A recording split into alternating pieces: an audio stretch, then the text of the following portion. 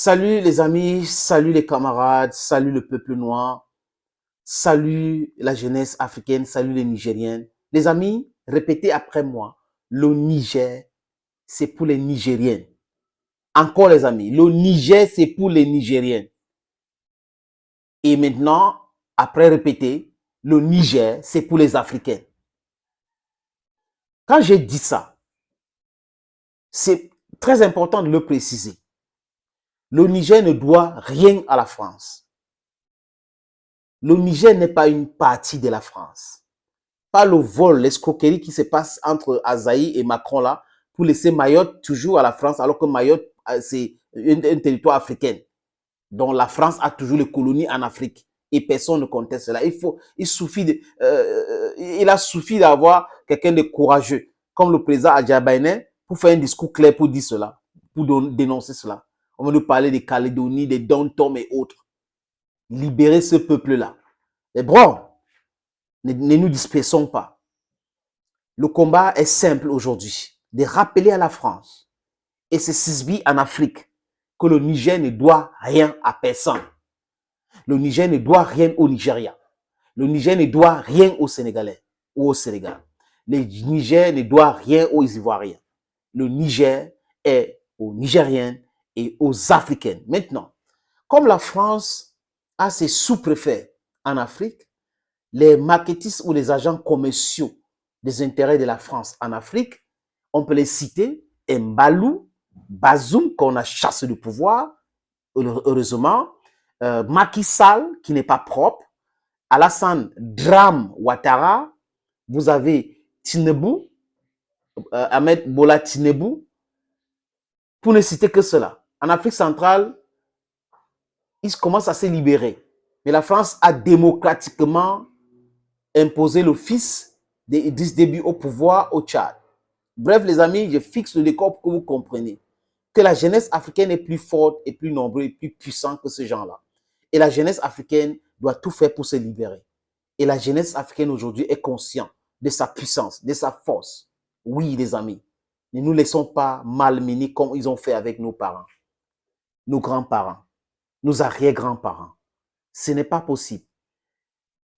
Toutes les chances sont de notre côté. Le nombre, la puissance, l'intellectuel, la tête, c'est de notre côté. Donc ne nous laissons pas distraire par des soi-disant docteurs, philosophes, des économistes et tout ça à deux balles. Des gens qui sont lettrés la façon occidentale. Oui, et ils prétendent être les intellectuels, alors qu'ils sont les intellectueurs. Chers amis, chers peuples africains, j'ai regardé une vidéo et ça m'a fait rire de voir comment un pays comme la France n'avait pas compris que les choses devraient évoluer, que les choses devraient changer. Un pays comme la France s'est laissé baigner par des incompétents, des rêveurs qu'on appelle élites corrompues. Un pays comme la France qui n'arrive pas à comprendre son propre histoire, je vais dire les élites, que De Gaulle a refusé les bases militaires américaines en France. De Gaulle a même prédit que les États-Unis seront malmenés, ils vont tomber si les Américains continuent à menacer tout le monde entier. De Gaulle a incité les Africains à venir libérer la France. De Gaulle a refusé les indépendances des pays africains. De Gaulle a mené la guerre contre les indépendantistes africains. Et c'est cette France-là qui ne comprend pas cette histoire. C'est France-là qui pense que le peuple africain est myope. C'est France-là qui pense que la jeunesse africaine ne comprend pas cette histoire. C'est France-là qui pense qu'il faut maintenir la jeunesse africaine dans la galère et utiliser les armes pour imposer leur desiderata. Ça ne passera plus comme ça s'est passé en 2010 en Côte d'Ivoire et après en Libye. C'est plus possible. It is not possible. You know what happened? It's not possible. Et ils parlent, quand on écoute les experts français ou les autorités françaises parler, ils parlent comme si l'Afrique les appartenait, comme si le Niger était une partie de la France, que la France ne peut pas libérer cela. Incroyable, mais vrai. Donc, les Nigériens sont obligés maintenant de vous chasser de force, de signer des accords même avec qui pour vous chasser de force au Niger, de signer des accords même avec qui pour vous chasser de force d'Afrique. Si vous ne comprenez pas le langage de la diplomatie, vous ne comprenez pas le langage de la coopération, vous ne comprenez pas le langage des négociations, vous ne comprenez pas le langage de la respectabilité, vous ne comprenez pas le langage de la justice, nous allons vous obliger dans la jeunesse africaine à comprendre le message. Les Africains n'ont rien contre les Français. Il faut le préciser encore. Tout ce que nous disons ici, c'est contre l'élite comprador corrompue, l'élite politique en France et en Europe qui sont en train de créer le désordre partout dans le monde, qui encouragent le capitalisme sauvage. Chers amis, chers peuples africains, je vous fais écouter cette autre vidéo. That's how we function on this platform. You watch this little video to understand better the mindset of some French authorities. C'est un entretien, j'ai pris quelques minutes là, sur radio. C'est une des radios aujourd'hui qui est restée indépendante, qui donne de la bonne information. Écoutons. Niger, et je suis donc pour le coup dans les 19% des sondés qui pensent que la France doit rester présente militairement non seulement au Niger, mais ailleurs en Afrique. Notre retrait nous coûterait très cher à terme. Nous avons besoin de rester très présents sur le continent africain. C'est déjà dire que c'est la base principale aujourd'hui au Niger de la lutte contre le terrorisme. Mais c'est la seule qu'il nous reste après avoir été chassé d'autres pays. Donc il y a un intérêt stratégique évident pour la France à rester présente. Donc on verra, la situation est évidemment très confuse pour le moment, mais notre intérêt premier, c'est de rester sur place le plus longtemps possible. Évidemment de protéger nos ressortissants. Ils sont 5 à 600. Pour l'instant, pas de rappel des ressortissants. Non, mais écoutez, la situation est un peu ambiguë parce que le président qui a été renversé peut quand même continuer à communiquer avec ses homologues. Oui. Donc on voit bien que la junte n'a pas coupé tous les ponts et qu'elle garde plusieurs fers au feu. En tout cas, nous devons absolument rester. Mais ils ont fait ça, c'est parce que sinon, c'est la dégringolade complète et nous le paierions cher dans l'avenir. Donc il y a un intérêt national bien compris qui est que la France reste sur la question de la lutte contre le terrorisme en l'occurrence, c'est ça. Mais pas que. Écoutez, moi je veux pas être naïf parce qu'en diplomatie, il faut pas être naïf. La France a besoin d'être présente en Afrique, y compris pour ses intérêts économiques. Voilà, c'est pas la peine qu'on s'accorde d'histoire parce que Moscou, eux, ne s'en rendent compte pas. Moscou veut absolument assurer une présence parce qu'il y a un intérêt économique. Nous devons avoir la même logique. Et donc, bien sûr que c'est consommateur de temps, d'argent, mais c'est aussi pour nous une manière d'assurer notre indépendance, en tout cas une partie de notre indépendance. En l'occurrence, vous avez parlé de l'uranium tout à l'heure, et ça nous paraît absolument essentiel. Donc, ne soyons pas naïfs, on peut nous accuser de ce qu'on veut. La France a un grand passé en Afrique et elle doit conserver une partie de celui-ci pour l'avenir. Les amis, c'est une stupidité à nul autre pareil. La France a une grande passé en Afrique. La France doit rester en Afrique. La France doit maintenir ses bases militaires en Afrique. Parce que l'Afrique appartient à la France. Parce que les Africains vont rester là applaudir. Oh, les Français, laissez vos bases militaires. Qu'est-ce qu'on a à foutre avec les bases militaires françaises en Afrique? La France doit aller avec ses militaires chez elle. Les militaires français, leur place, c'est en France. Qu'est-ce que la France a à foutre au Niger avec les bases militaires?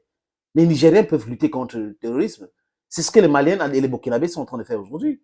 Nous n'avons plus besoin des partenaires qui nous imposent, qui nous traitent comme des bébés. Ce discours paternaliste, ce discours d'appropriation forcée de l'Afrique est terminé. L'époque de l'esclavage et la colonisation est révolue. Il faut comprendre ça. Use your big notes to understand what we're talking about here, friends. Et là, il y a eu du répondant.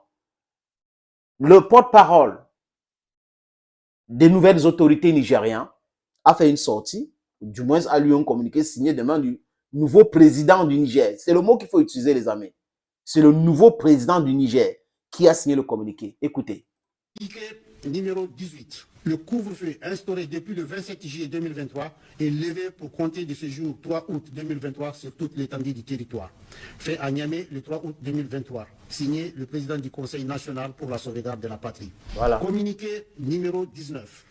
Face à l'attitude désinvolte et à la réaction de la France relativement à la situation interne qui prévaut dans notre pays, le Conseil national pour la sauvegarde de la patrie décide de dénoncer les accords de coopération dans le domaine de la sécurité et de la défense avec cet État. Notamment, l'accord du 19 février 1977 sur la coopération militaire technique, conformément à son article 12 et au préavis de 3 mois. 2. L'accord du 25 mai 2013 relatif au régime juridique de l'intervention des militaires français au Niger pour la sécurité au Sahel, conformément à son point 7 et au préavis des mois. 3. L'accord du 19 juillet 2013 sur le statut des militaires français présents au Niger dans le cadre de l'intervention française pour la sécurité au Sahel, conformément à son article 13 et au préavis de 6 mois. 4. L'arrangement technique du 2 janvier 2015 relatif au stationnement et aux activités du détachement interarmé français sur le territoire de la République du Niger, conformément à son article 13 et au préavis de 30 jours. 5. Le protocole additionnel du 28 avril 2020 à l'accord du 25 mars 2013 relatif au régime juridique de l'intervention militaire française au Niger pour la sécurité au Sahel et à l'accord du 19 juillet 2013 sur le statut des militaires français présents au Niger dans le cadre de l'intervention française pour la sécurité au Sahel, déterminant le statut de détachement non français de la force Takuba, conformément à son article 4 et au préavis de 90 jours. Une correspondance diplomatique sera adressée à cet effet, fait à Niamey le 3 août 2023, signé le président du Conseil national pour la sauvegarde. Les amis, pour moi, ça ne suffit pas hein, dénoncer les accords de défense, la sécurité et la défense. Même les accords économiques, il faut dénoncer. Et il faut que les nouvelles autorités nigériennes aujourd'hui demandent à la France de partir, de démanteler sa base militaire à Niamey et partir avec. C'est simple.